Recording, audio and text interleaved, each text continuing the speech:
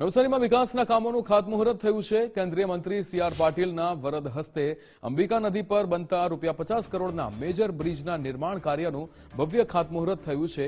આયોજિત આ શુભ દિને આદિજાતિ વિકાસ મંત્રી નરેશભાઈ પટેલ હાજર પણ રહ્યા હતા। તેમણે જણાવ્યું હતું કે સરકારનો ધ્યેય ગ્રામ્ય અને આદિવાસી વિસ્તારોમાં આધુનિક સુવિધાઓ પહોંચાડવાનો છે। આ બ્રિજ આવાગમને સરળ બનાવશે, ત્યારે રોજગાર વધારશે અને વિસ્તારને નવી ગતિ આપશે।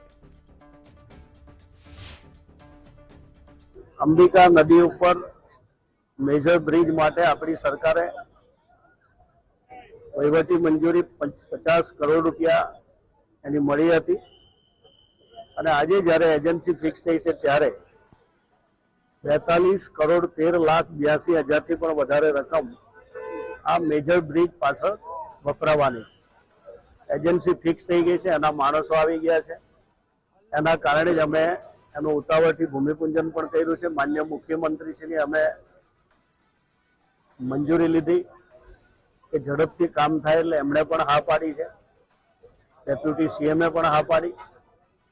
એટલે ખાસ કરીને જ્યારે આ બ્રિજ બનશે ત્યારે ખેડૂતો, ભણતા વિદ્યાર્થીઓ અનેક દુઃખે સુખે ખૂબ ઉપયોગી બનશે અને લાંબા ગાળા માટેનો આ મેજર બ્રિજ બનવાનો છે।